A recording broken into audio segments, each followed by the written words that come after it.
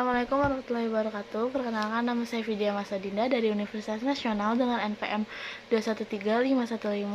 21351551608.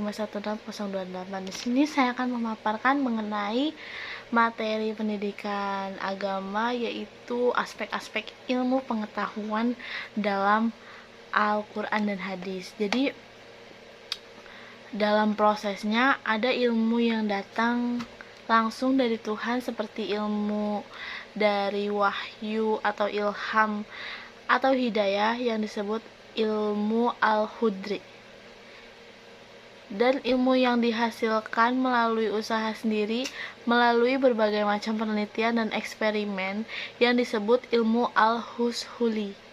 Pada kenyataannya, pandangan ilmiah yang holistik dan komprehensif yang menggabungkan dimensi panca indera, akal, dan hati nurani masih berada dalam pemikiran atau teori yang belum tentu benar.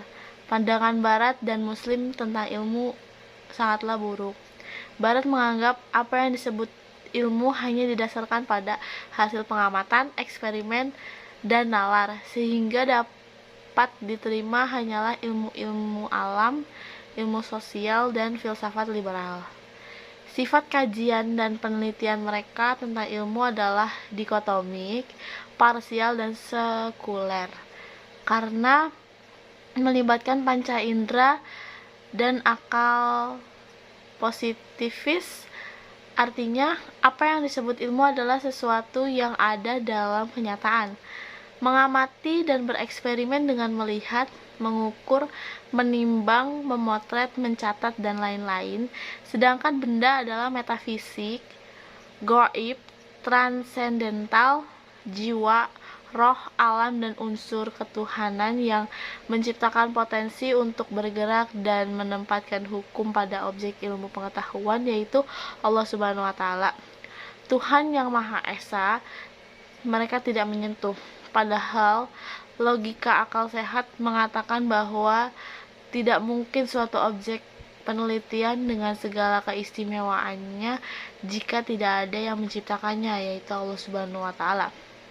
Disinilah seharusnya dikatakan bahwa ilmu yang berkembang di Barat adalah ilmu sekuler, anti agama, anti Tuhan, anti pangeran, dan liberal.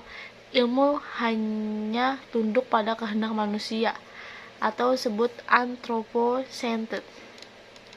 Menurut pendapat Sadr al-Din Shirazi, menurutnya ada beberapa poin yang dapat diambil pada hadis tersebut.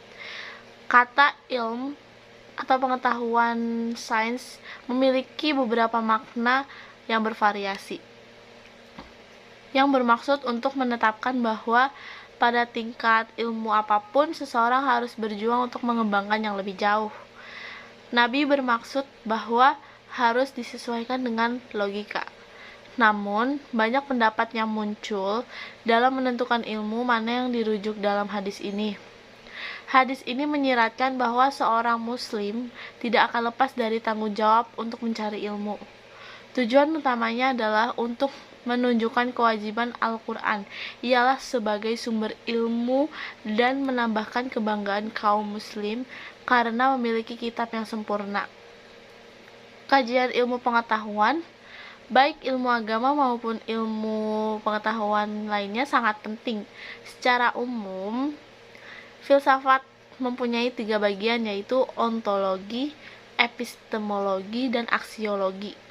Ontologi mempertanyakan tentang sesuatu yang ada terkait dengan realitas di sekitar lingkungan secara real, termasuk alam atau kosmos, manusia atau antropos, dewa-dewa atau theos, dan filsafat ketuhanan atau teologi.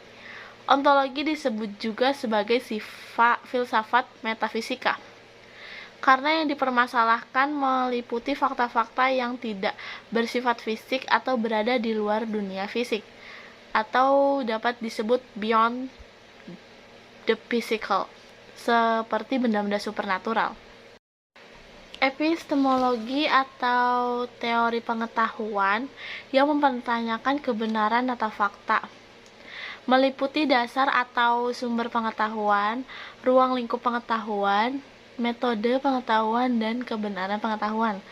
Ada juga penggabungan logika ke dalam ruang lingkup epistemologi, karena logika adalah salah satu filsafat yang membahas tentang cara berpikir logis. Selanjutnya ada aksiologi yang mempertanyakan tentang nilai kehidupan. Aksiologi disebut juga filsafat nilai yang meliputi moralitas, estetika, dan agama. Moralitas adalah bagian dari filsafat aksiologis yang menilai tindakan manusia dalam arti positif atau negatif. Estetika adalah bagian dari filsafat yang menilai sesuatu dari segi indah atau tidaknya. Sedangkan agama bagian dari filsafat yang menilai sesuatu dari segi menilai sesuatu dari agama atau kepercayaan tertentu. Jadi sumber nilai bisa berasal dari orang maupun dari individu atau masyarakat, dan bisa berasal dari agama atau kepercayaan tertentu.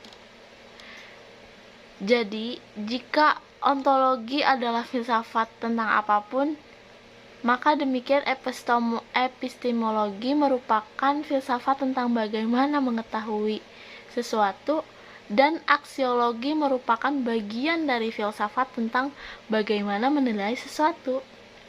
Ontologi disebut juga sebagai filsafat spekulatif, epistemologi sebagai filsafat analisis, dan aksiologi sebagai filsafat perspektif.